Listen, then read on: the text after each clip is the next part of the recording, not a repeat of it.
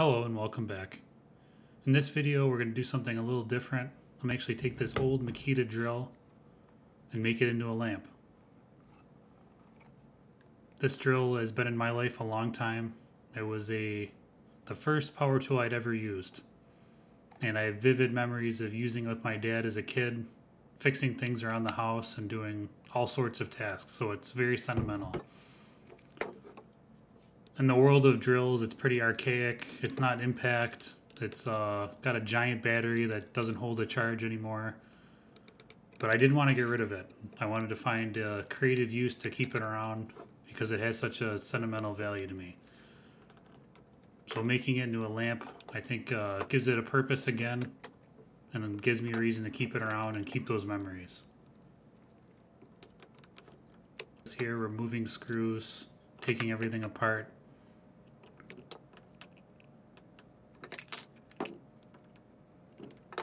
Here I jumped through time a little bit to have everything opened up there, showing the internal workings of it and all the grease packed into it.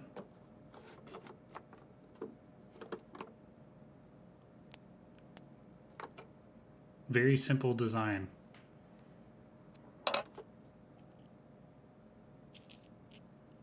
You can see there's some yellow paint splatter on there that I have to contend with. But first I'm going to get this grease removed as much as I can by hand with some rags.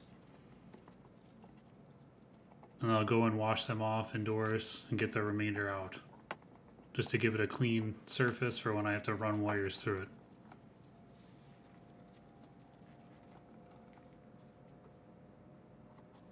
Coming in with the ice pick to get into those corners there, to remove as much of that as I can.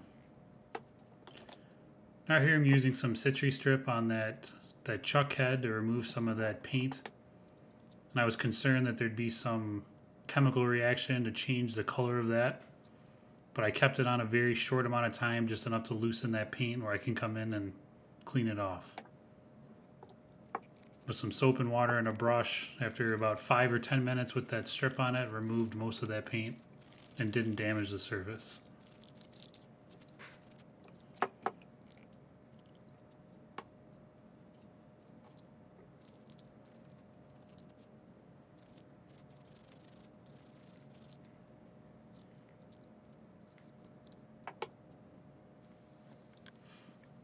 Now here I'm desoldering the motor from the switch, as I want to keep that hand switch on there to keep it the look of a drill, but that motor gives it way too much weight and there's no reason to keep it in there. So I desoldered it in case I ever wanted to put it back together. I'd have that option. Just melting that solder so I can pull off those wires and keep everything intact. You can see that installed back in there. It gives it the regular look of a drill and functions the same, except it doesn't do anything. And that was the gear change, and that's where I'd like to mount that light. So I have to come up with a solution for that, which was part of the purpose of this project. I'm taking measurements here and then writing off camera to come up with a design that I can use to mount in that original hole without having to drill or change anything.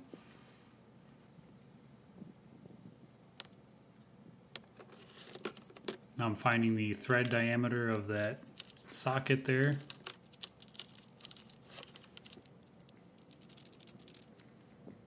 And that's the design I come up with. I 3D printed this part that fits perfectly in there and converts it to the socket diameter. And gives it a pretty clean look after some paint. And that original hole without making any modifications.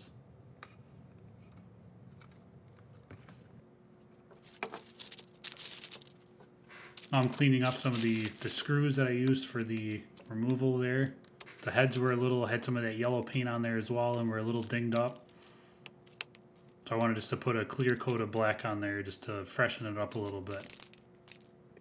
So I put them in a little parts holder there that's magnetic on some scrap paper to keep everything clean and just coat the heads. Now coming through and wiring up the light here. I started the process with the jacketed wire there, and end up having to remove that jacketing on the end to give it an easier fish through the drill. But just wiring the positive and negative terminals here, and then coming down, making sure everything fits, putting into the drill. And you can see here that that thicker line there, that second layer of jacketing, gave me some heartache, so that's why I decided ultimately to remove it, so it's easier to fish through that line there.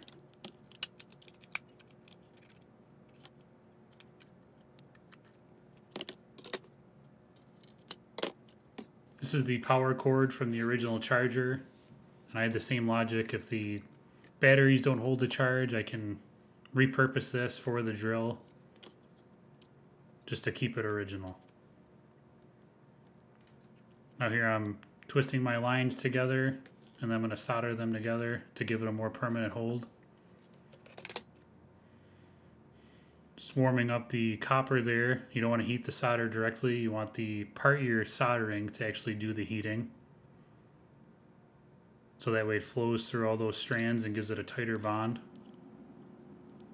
Now following that up with some heat shrink tape to keep the parts safe and from touching together.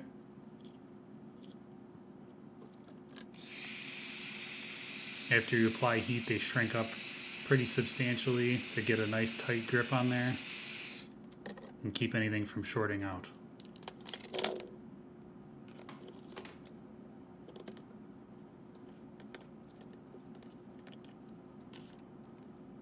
I just come in with some hot glue there to do some strain relief, and once that dries, it'll keep those parts in place so they can't be pulled out on the back side of the drill there. After this original coat dries, I add some more just to give a nice thick layer to keep everything from moving. Now here's assembling the drill back together.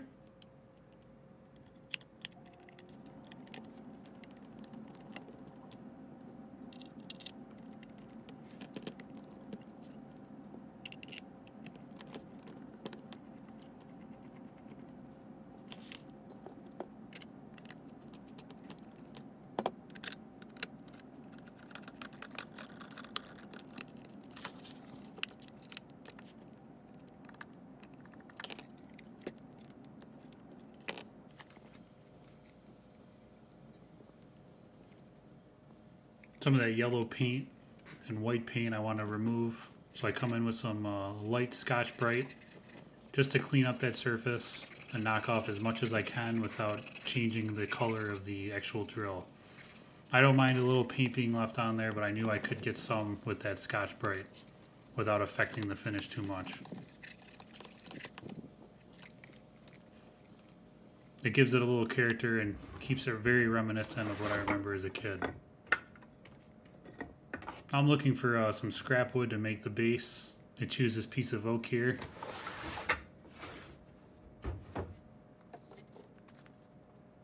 Coming out with some layout, I mark my center in both directions, just so I can make an oval.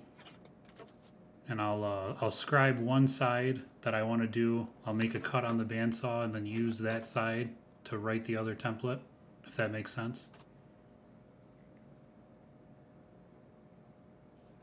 I wanted it wider at the base to come down to a smaller point on the other side of the oval, just to give it some character. Picking it up here at the bandsaw, I'll cut that one side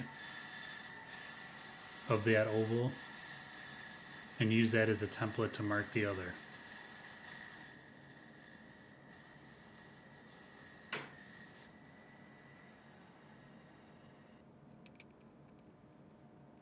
This gives it a consistent look across as you reference that center line in both. And after a little sanding, you can get everything to look perfectly round.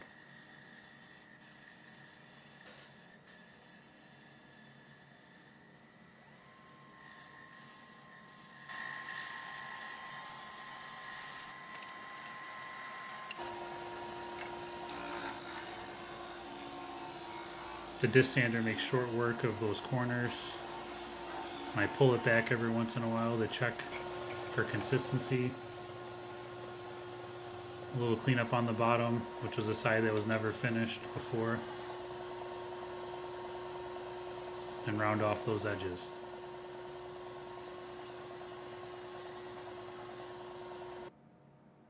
I'm going to put my heat stamp on it here.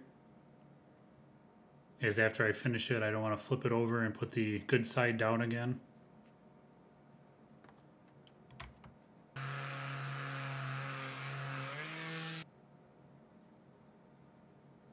Now to continue that finish that was on the top, this is a dark walnut Minwax.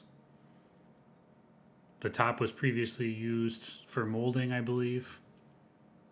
So now coming back through to match that original stain.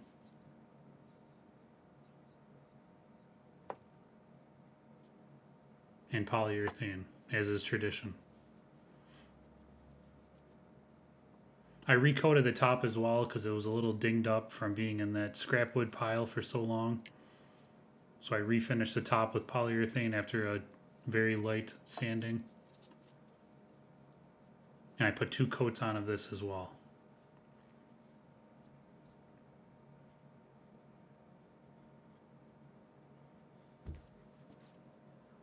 Now to attach the drill to the base, I come in with a center point there so I can screw up from underneath.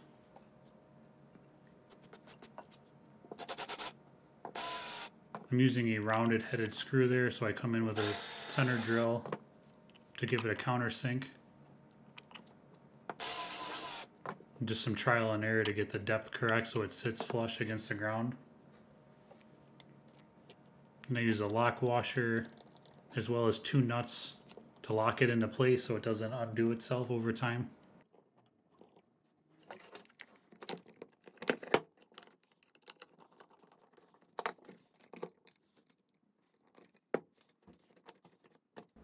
And here is the lamp in its final home in my office. It's a very nice Father's Day tribute to a great dad that I miss a lot. If you still have your father or father-like figure, make sure to thank them for what they do this Father's Day, because you may not always have that chance. Thanks for watching, and don't forget to like, subscribe, and let me know what you'd like to see next.